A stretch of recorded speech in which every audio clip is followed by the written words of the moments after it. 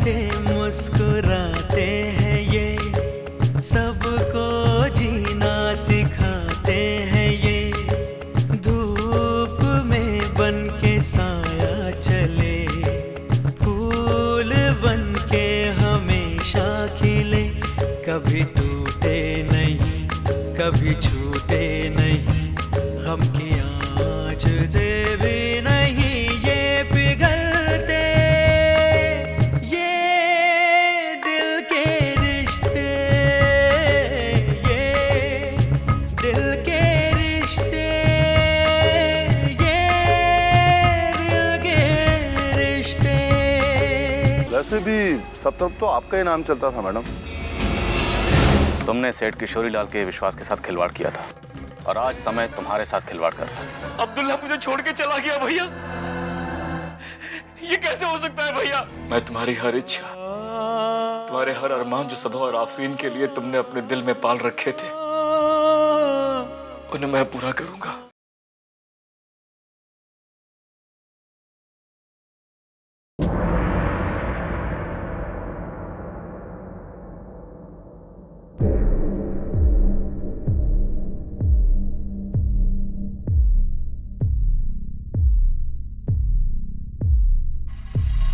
अंतरा, आप आ गए।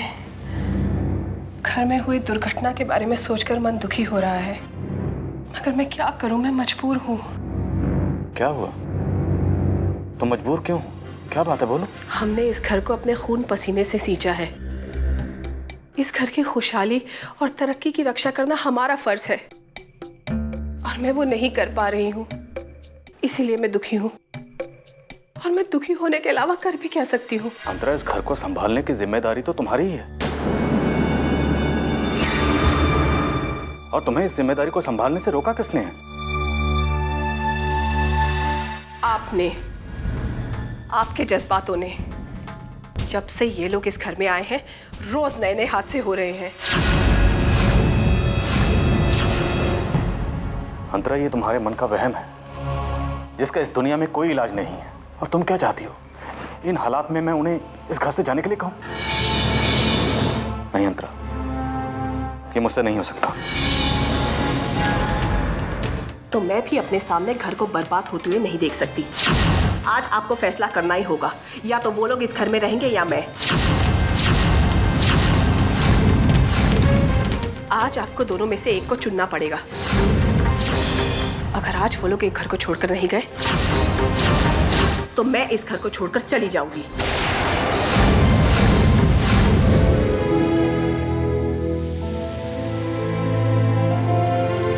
अंतरा,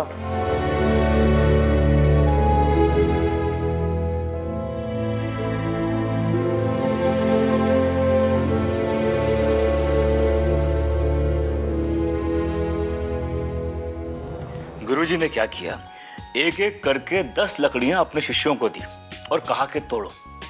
सबने लकड़ियां तोड़ दी। फिर गुरुजी ने उन 10 लकड़ियों को रस्सी से कस के बांध दिया, एक बंडल बना दिया, और फिर सबसे कहा कि तोड़ो।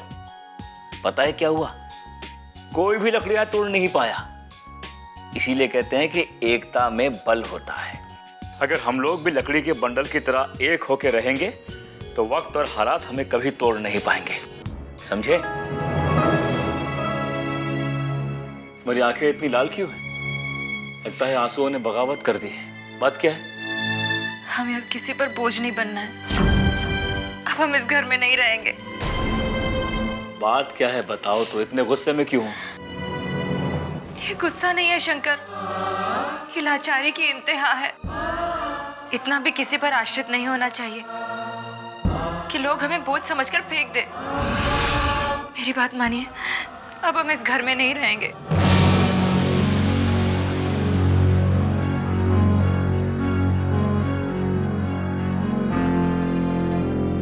अगर ये तुम्हारा फैसला है, तो ये जरूरी नहीं कि मैं तुम्हारे फैसले को मानूं।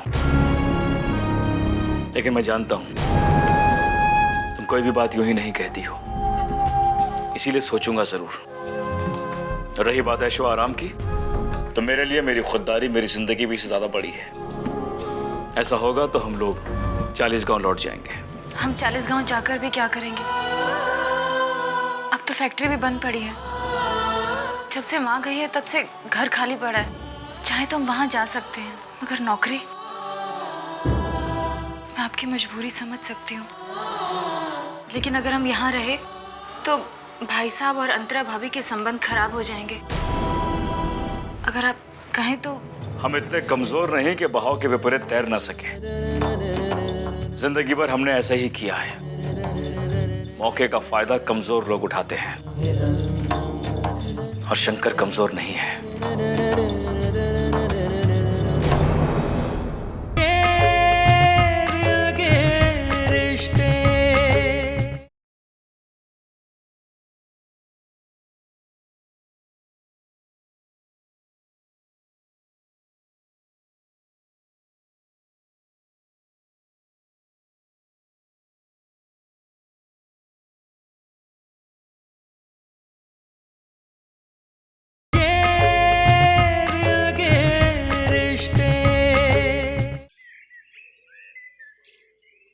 तुमने अचानक जाने का फैसला कैसे कर लिया? और तुमने ये सोचा भी कैसे? मैं इतना निर्दयी नहीं कि तुम्हें यहाँ से जाने दूं, ताकि तुम दर दर की ठोकरें खाओ। ठोकरों से मैं नहीं डरता भैया। ठोकर खाकर इंसान और मजबूत होता है। लेकिन मेरा दिल इतना मजबूत नहीं है कि तुम्हें ठोकर लगे और मैं ना तड़पूं। यहाँ से जाने की जिद छोड़ दो, मैं तुम्हें यहाँ से नहीं जाने दूंगा।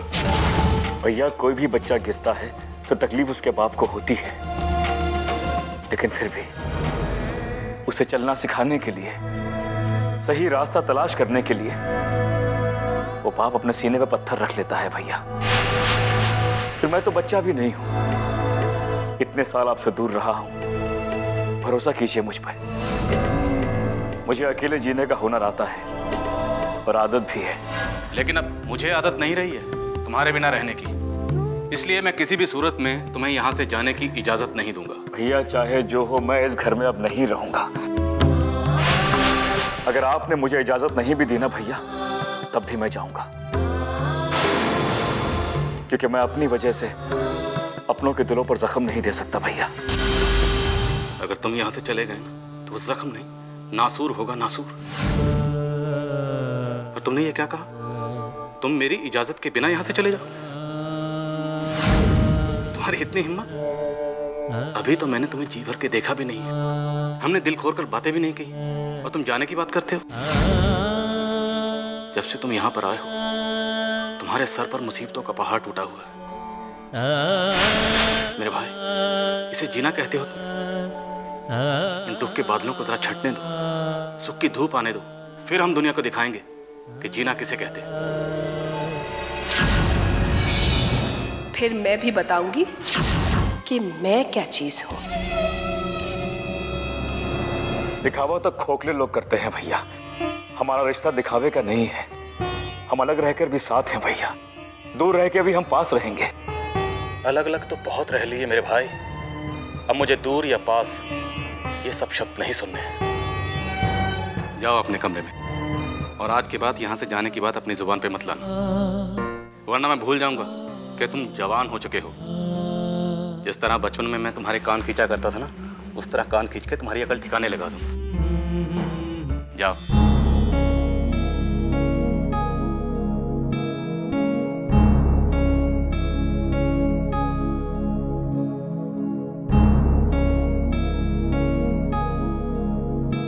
क्या मैं गलत कह रहा हूं? क्या ये हमारे मजहब के साथ में खिलवाड़ नहीं है? अपने मजहब की हिफाजत हम नहीं करेंगे तो कौन करेगा? बताइए। आप बिल्कुल सही कह रहे हैं। आज सारी दुनिया हमारी दुश्मन हो चुकी है। आज हमारे ईमान की, हमारे मजहब की हिफाजत हमें खुद करनी होगी। सही कह रहे हैं आप। आप लोग ये सोच रहे हैं ना कि माजरा क्या है, हमारे मजहब को किससे खतरा है? तो मैं आपको बताता हूं कि माजरा क्या है। खतरा दुश्मनों से कम, अपनों से ज्यादा होता है। ये बात आप लोग अच्छी तरह से समझ लीजिए। जो सांप आस्तीन में रहकर डसे ना, उसे बचना बड़ा मुश्किल होता है। अब आप लोग ही बताइए, अब्दुल्ला की दोनों बेटियां एक हिंदू के घर में कैसे पल सकती हैं? आप लोग ही बताइए मुझे। चलो मान लेते अगर पल भी गई तो क्या उन्हें मजहब और दीन की तालीम हासिल होगी? सही परवरिश होगी उनकी? बताइए आप लोग, कौन देगा तालीम उसे? बताइए आप लोग, जवाब दीजिए। इसीलिए मैं कहता हूं कि अब्दुल्ला की दोनों बेटियों को शंकर के घर से बाहर निकालना होगा और यतीम खाने में रखवाना होगा। शंकर, शंकर,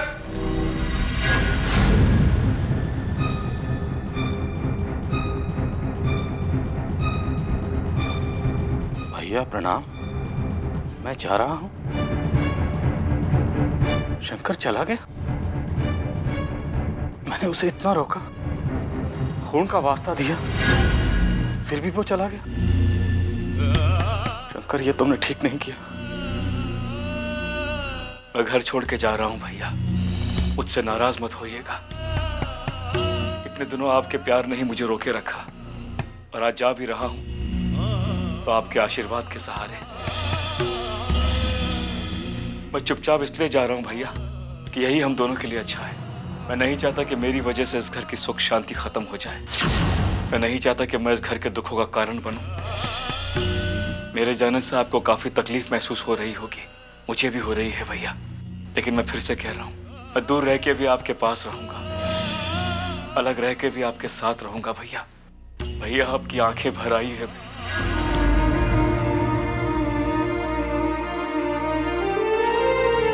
भैया, आप रोइएगा नहीं, वरना मुझे पाप लगेगा कि मेरी वजह से मेरे देवता समान भाई की आंखों में आंसू आ गए।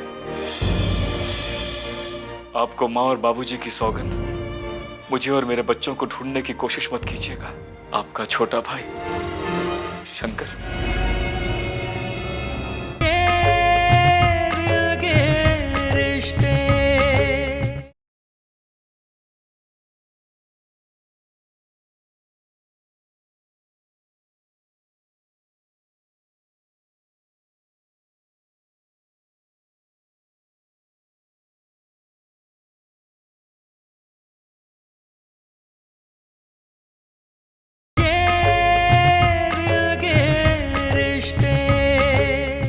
आपको माँ और बाबूजी की सौगंध, मुझे और मेरे बच्चों को ढूंढने की कोशिश मत कीजिएगा।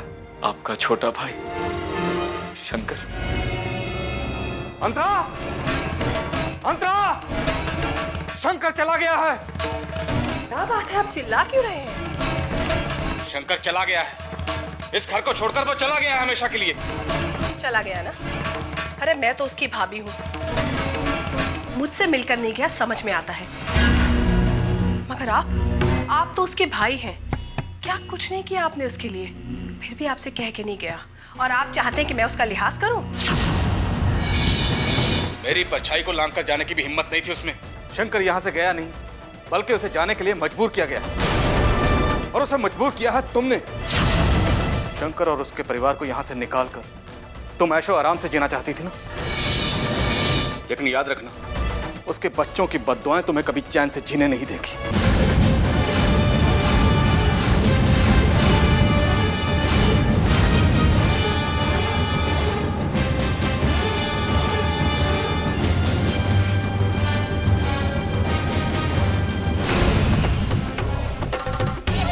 हे भगवान, आखिर आपने मेरी सुन ही ली। आज के बाद मैं आपकी रोज पूजा करूंगी।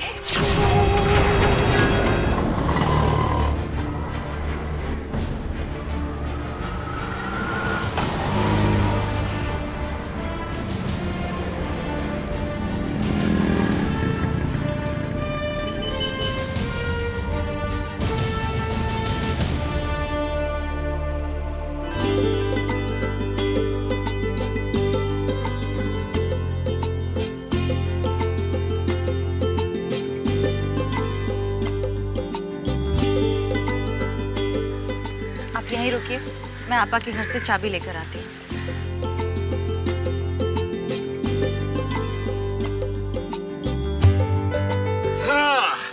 आ जाओ, बैठ जाओ। आयो, बैठो। ये किसका घर है? बेटे, ये तुम्हारे मम्मी के मम्मी का घर है। नानी के गुजर जाने के बाद यहाँ अब कोई नहीं रहता है। बैठो बैठो बैठो, बैठ जाओ, बैठ जाओ, आप भी बैठ जाओ।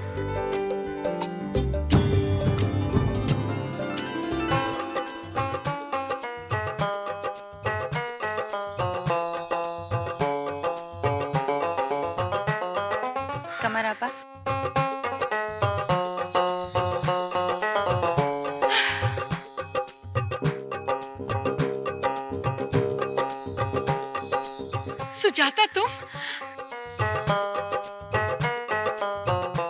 ये ख्वाब है या हकीकत? आप सपना नहीं देख रही हैं, मैं आई हूँ। तुम्हारे अम्मी अब्बू का इंतकाल क्या हुआ?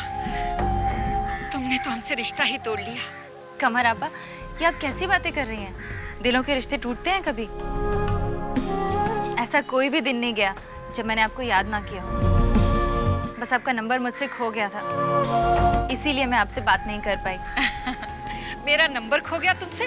और तुम्हारा नंबर जब भी डायल किया किसी ने उठाया ही नहीं। तुम तो चली गई 40 का, और यहाँ मकानों के भाव आसमान छूने लगे। बहुत से खरीदार आए तुम्हारे मकान के लिए, लेकिन तुमसे मशवरा लिए बगैर तो कुछ नहीं कर सकती थी ना, है ना? अब उस मकान को बेचने की नौबत नहीं आएगी आपा, क्योंकि मैं खुद उस घर में रहने आ गई हूँ। सच? अब तुम यहाँ रहोगी? हाँ, अब हम यहीं रहकर कुछ करेंगे। हमने अब 40 गांव छोड़ दिया है। ये तो बहुत ही खुशी की बात है। वो सूना घर आबाद होगा तो तुम्हारे अम्मी अब्बू की रूह को भी सुकून मिलेगा। और मुझे आपका प्यार भी। मेरा प्यार, मेरी दुआएं हमेशा तुम्हारे साथ थी और हमेशा रहेंगी। आपा, वो घर की चाबी? हाँ हाँ, तू बाहर क्यों खड़ी है? अंदर चलना। आपा, वो बच्चे और वो घर के बाहर मेरी राह देख रहे हैं। अल्लाह तौबा, तुम्हारे आने की खुशी में मैं सब कुछ भूल गई। तो रुक, मैं चाबी लेकर आती हूँ।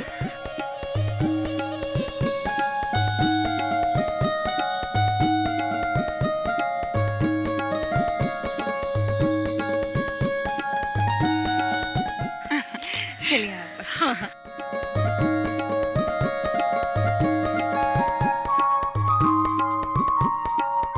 ये लो आ गई। कमर आपा, ये है मेरे पति और ये हमारी पड़ोसन कमर आपा, यहीं पास में रहती हैं। आज पहली बार तुम्हारे शौहर को देख रही हूँ। अल्लाह तुम दोनों की जोड़ी को बनाए रखे। माशाअल्लाह, ये तुम्हारे बच्चे हैं?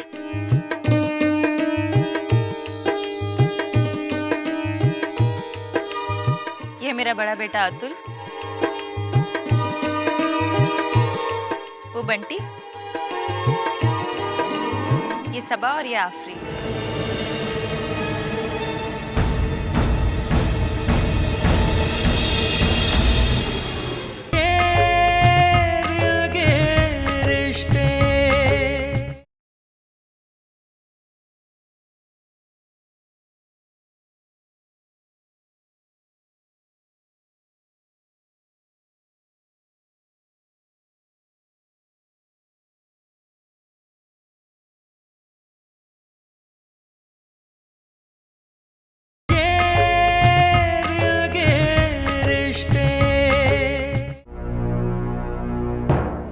सबा और आफरीन,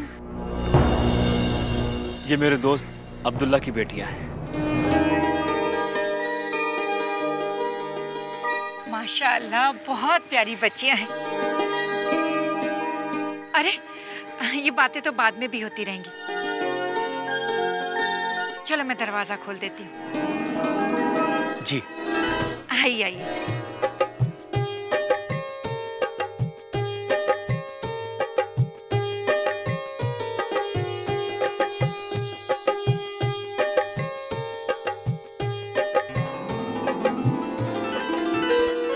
आइए। कल ही घर की साफ सफाई करवाई थी, अभी थोड़ा गंदा हो गया है। कोई बात नहीं, आप लोग मेरे साथ घर पे चलिए, तब तक किसी को भेजकर सफाई करवा देती हूँ। आपा, इसकी कोई जरूरत नहीं है, घर तो साफ ही लग रहा है। वैसे भी हम मेहनत कश लोग हैं, साफ सफाई खुद ही कर लेंगे। क्या आप सफाई करेंगे? आप इस मोहल्ले के दामाद हैं, आपसे मजदूरी करवाएंगे? ऐसा नहीं हो सकता। ठीक है आपा, अब भेज दीजिए किसी को। हाँ, मैं आप लोगों के लिए चाय नाश्ते का इंतजाम करती हूँ।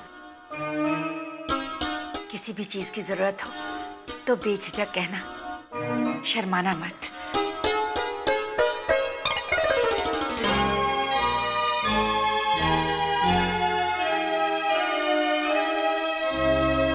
बहुत ही अच्छी हैं आपा। किसी भी चीज की जरूरत हो रात के 12 बजे भी मदद के लिए हाजिर हो जाएंगी। ऐसी है हमारी आपा। इनके पति का जल्दी स्वर्गवास हो गया था, तब से बच्चों को पढ़ाती हैं और समाज सेवा करती हैं और लोगों में खुशियां बांटने का धर्म निभाती हैं। ऐसे ही लोगों की वजह से आज इंसानियत जिंदा है। इतना चीखने की क्या जरूरत है? कहिए क्या बात है? आप शंकर को बुलाइए। हम उन बच्चियों को ले जाने आए। ले जाइएगा, लेकिन पहले ये तो बताइए उन बच्चियों के यहाँ रहने में आपको क्या एतराज है? इस देश में जब सब धर्मों के लोग एक साथ रह सकते हैं, एक देश में अगर आंगन एक हो जाए तो उससे क्या फर्क पड़ता है? फर्क पड़े या ना पड़े, हम नहीं चाहते कि उनकी परवरिश ऐसे माहौल में हो जहां उनकी तहजीब मिट जाए। वो मुसलमान की बच्चियां हैं, उनकी परवरिश, उनकी लिखाई पढ़ाई ऐसे माहौल में होनी चाहिए जहां पर उनकी तहजीब बरकरार रहे। मुझे पूरा विश्वास है कि शंकर अब्दुल्ला की बच्चियों को अपने बच्चों से भी ज्यादा प्यार करेगा। वो उनकी अच्छी परवरिश में कोई कसर नहीं छोड़ेगा। शंकर की सांसें अब्दुल्ला की देन है। वो अब्दुल्ला को एक पल के लिए भी नहीं भूल सकता। अब्दुल्ला फरिश्ता था, इसलिए आप लोग उन दोनों की दोस्ती पर उंगली उठाकर और शंकर के फर्ज पर शक कर अब्दुल्ला की कुर्बानी पर शक कर रहे हैं। सूरज साहब, हम अपनी इज्जत किसी के हवाले नहीं कर सकते। बेहतर ये होगा कि उन बच्चियों को हमारे हवाले कर दीजिए, वरना बात इतनी बिगड़ जाएगी कि संभालना मुश्किल हो जाएगा। लगता है प्रेम की भाषा आप लोगों की समझ में नहीं आती। तो जाइए, आपको जो करना है कर लीजिए। इस बात को जहां तक ले जाना चाहते हैं ले जाइए। सीने से लगाना अगर जुर्म है तो हम ये जुर्म हमेशा करते रहेंगे। आपको जो बिगाड़ना है बिगाड़ लीजिए। देखा भाई लोग, ये इनकी मंशा बोल रही है, इनकी गलत नीयत बोल रही है, और ये हम हरगिज नहीं होने देंगे। देखिए भाई साहब, शंकर उन बच्चियों के साथ घर छोड़कर जा चुका है। अगर आपको मेरी बात पर यकीन नहीं है तो आप हमारा घर देख लीजिए। लेकिन गया कहाँ है वो भी आपको पता नहीं होगा। देख लिया ना भाई लोग, यही है इनकी नीयत, लेकिन वो हमारी नजरों से बच नहीं सकता। सूरज साहब, वो कहीं पर भी जाए हम उसे ढूंढ ही लेंगे। चलो भाई लोग।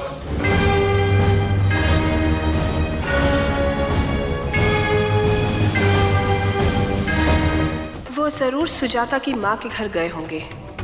उसका पता मौलाना साहब मैं आपको बताऊंगी।